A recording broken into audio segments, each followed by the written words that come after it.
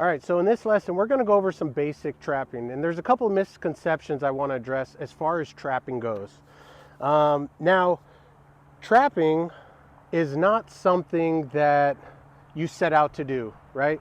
And let's actually take a step back real quick.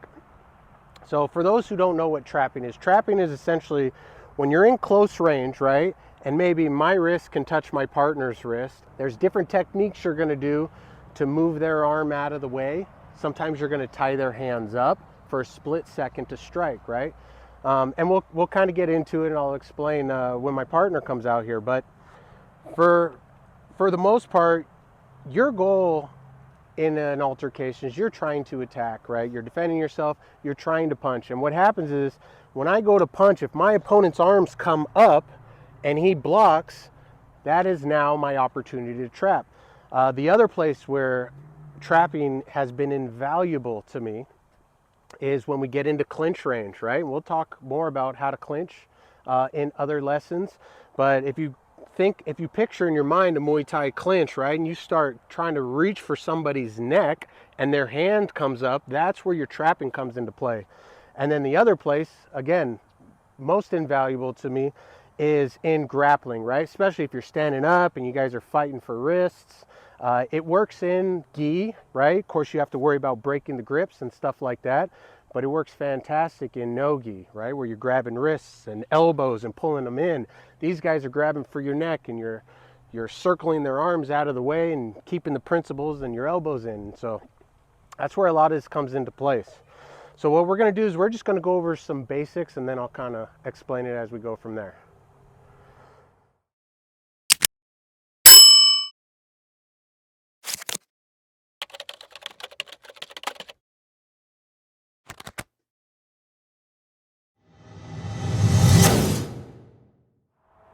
Okay, so remember what I was talking about before. If fighting, right, I might try to punch. The minute his hand comes up, this is where my trapping comes into play. Okay, I'm not gonna sit here and try to touch hands and then go into it, right? We're not gonna start our fight, right, from Enter the Dragon, okay? Which I love that movie, by the way, but that's not where we're gonna start a fight. However, what we are gonna do, that's where we start our training from, right? So we wanna isolate that trapping area. So when we're training, we're gonna start with what we call a high reference point, right? Lead hand to lead hand. Now, as far as our footwork goes, it's a little different than our boxing footwork. So if we take a step back, our boxing, we're pushing off, we're on our toes. When I am in trapping range and my partner can grab me, I don't want to be floating around like this because he's going to either push me off, he's going to pull me off the balance, right? So I need to stay base.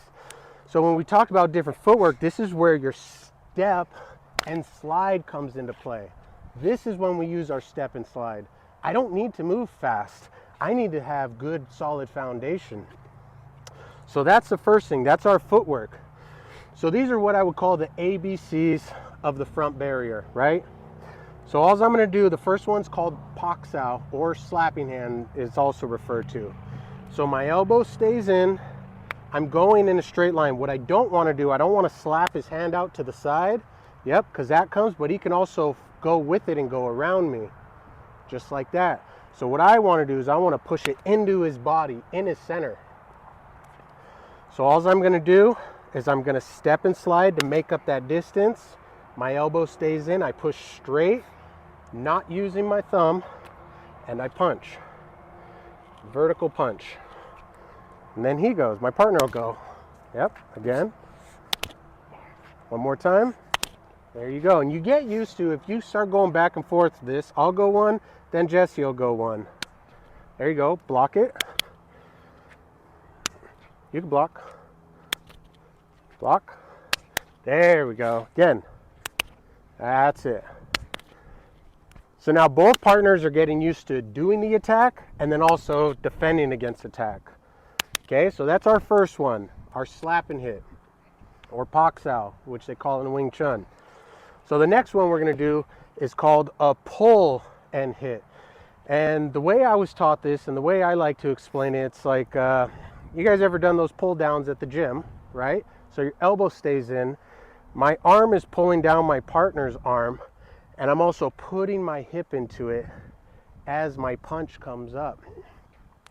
So when I pull this down, I'm keeping my elbow tight to my body, pushing down. I want this whiplash, per se, off of my opponent, and then I strike, and then he goes. That's it. One more. Good. Okay.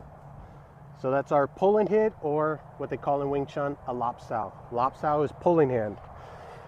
So these next two, we're just going to combine the two. So let's say I go for a pak sao, but he resists. He pushes against me. This is when I switch to my lap sao. So I go to slap it. He goes to slap and hit. I fight it, and then he switches up.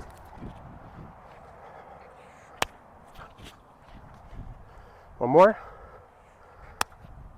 Good. Okay. So the next one is just the opposite. Jesse's going to go to pull my arm.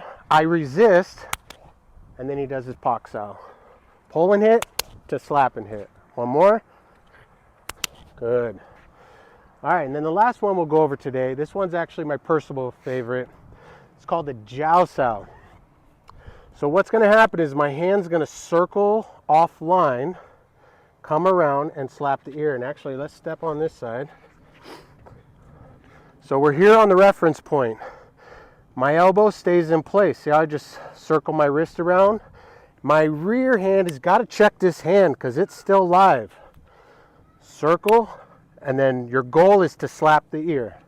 And then Jesse goes. There we go. Now, another thing that we could do with this is we could slap the groin.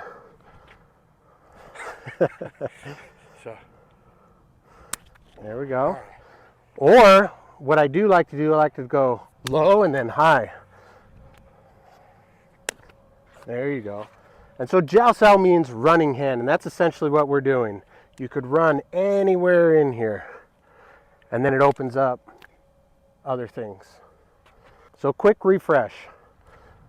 Pak sao, lap sao. We'll go pak sao to lap sao. We'll go lap sao to pak sao. And then the last one, jiao sao.